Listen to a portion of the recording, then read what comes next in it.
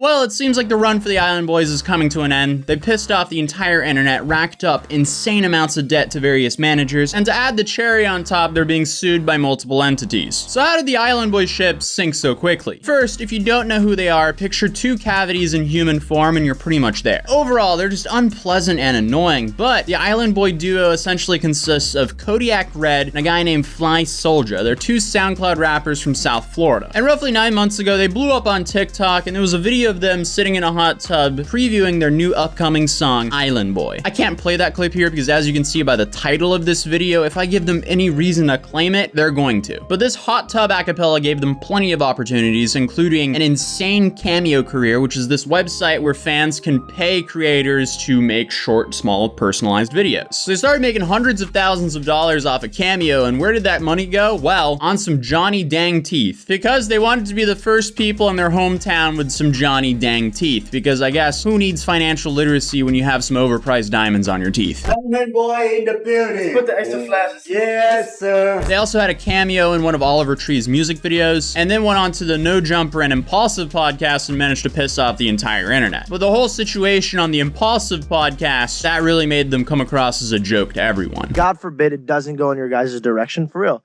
I think you guys take all of your jewelry assets and invest it in something, so you guys will never ever be broke again.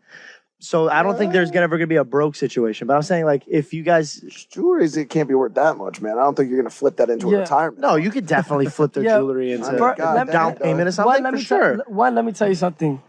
George, stop talking. We have multiple. Wait, that was hey, that was for you guys. Yeah, that wasn't like a hate shot. I don't need financial advice when I probably make more money than you. But that was me being nice. It wasn't me being like. I could be. I could turn it up and be an to go talk to somebody else, it's not gonna go in your favor. But look, no, it could go in my favor. Like, you really don't want to go there, bro. I could go there because I was giving you guys nice advice and you guys were being. Hey, George, keep talking. I'm gonna walk out. I'm right here, you guys. Okay.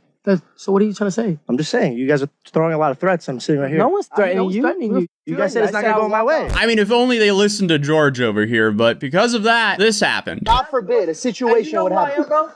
You know me from Island Boys, but you know I'm thugging, bro, right? You know that, right? George essentially asked if they position themselves in a point where they'll never have to go broke again, but they took a lot of offense to that because that was the response. Bruh. But they ended up walking off the podcast because they took that as an insult and went back to saying, we were the first in our hometown with Johnny Dang teeth. But then after the whole podcast drama ended, some domestic abuse allegations started coming out, which didn't paint them out in a very nice light either. But I guess when all of that was swept under the rug, finally, they were positioned to make this summertime banger that they teased back in it was like November of last year. That's what made him go viral. They had the Island Boy. They had everything set up to basically have this summertime meme song. And what they released was absolute dog shit. I don't know who was managing at the time that greenlit this song. Who just told the producer, you know what? You know what this song needs? We need to distort the entire song to basically make it unaudible.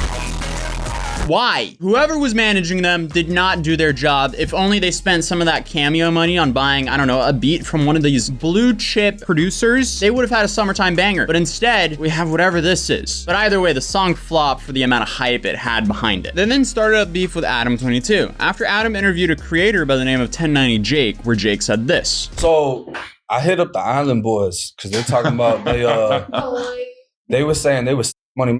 Right, yeah. All right, well, you in the state of Florida. So if you're going to be that, there's a specific motherfucker you have to know. Right. I wanted to know if he knew that specific person.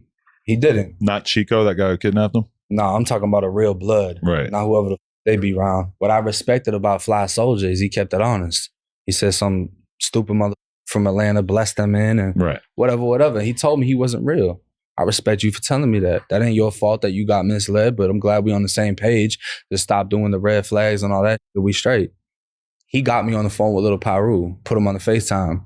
Lil Pyru was like, nah, he gonna screen record it. He gonna da-da-da. I'm like, bro, I'm not gonna do nothing. I'm in bed, bro. Like, I'm not gonna do nothing. I just want to talk to you. So I get him on the phone. He the type to boot up. He just wants to yell over you. Like, bro, just answer the simple questions. You know what I'm saying? I did the video and I said it in the video. If anything is false in this video, have your big homie get in contact with me. I'll take everything down and do another video apologizing. I don't know why they would have a problem with Adam for that clip though. But after that, Fly Soldier, aka one of the Island Boys, decided to DM Adam after the podcast episode where he says this: "Don't talk about me if you don't got nothing nice to say. And you said I'm clueless. Have you seen how I'm built? I actually work out and go to the gym, you know." I don't think anyone who has a built body needs to say they work out. Like, the body speaks for itself. You are what your daily habits are. It's kind of like how you guys point out that I'm pale. Yes, I sit inside and make YouTube content all day. What do you expect is going to happen? But Adam22 replied, "Huh? 1, I will whoop the dog shit out of you and make you look like a child. And 2, what did I say?" He then sent some voice memo, and Adam replied, "You gotta be kidding me. You ain't made enough cameo money to fight me. You gotta fight house phone." Then Fly Soldier sends some more voicemails, and Adam replies, "I'm not listening to your weird-ass voicemails. I'm not sure what I said that made you upset, but stop acting tough. You're a bitch. Fact." More voicemails were sent. Adam then replied, "Not listening to those. Learn to type, you inbred." Then he finally replies, "I said come and see me in real life, Adam22. Adam then replies, "You're the village idiot of SoundCloud and you have an Edgar. Make a song that people like." What a ridiculous exchange though. Which brings us to the most recent happening in the Island Boys universe. So apparently their ex-manager now represents Skinny from the Nine. You can actually see him here in the background of the Impulsive podcast, but he went on to No Jumper and made some wild claims about the Island Boys. So I don't know what we should talk about first, but like, what was the Island Boys thing? What's going on? They did poker they're dirty. Crazy, yeah. They did you dirty? How? Yeah, they owe me about like $150,000. From what? Your percentage of the cameo money? Yeah. Is that the only money they're bringing in? Mostly, maybe a little bit on TikTok, but I mean, it's pretty much run dry at this point. Right. So like, what did this guy do to deserve $150,000 from their cameo money? What kind of moronic contract did they sign with him? Again, if only they took a little bit of advice from George. I mean, they were basically wanting to help mentor them financially on the podcast, but they took offense to it and ran off and burned that bridge permanently. There's a bunch of lawsuits on them now too. For real? Everyone's coming after them. This guy from Chicago. You're suing them too. Yeah, this guy from Chicago bought 16 shot him. bought a contract or something. Like, they don't want to go to court. I got them like a really, really good attorney that's charging them like $1,200 an hour, and he's them like. Wow. Adam's over here like, that's epic. I don't want to fully agree with him there because I don't want to be cheering on the downfall of their career, but they definitely made the bed they're currently sleeping in. Whether it was not reading contracts, hiring moronic management, I don't know, it's just not a good look for management in general to go on to a podcast and trash talk their previous clients. That's not how I would bring in new business, but also if he's representing them to begin with.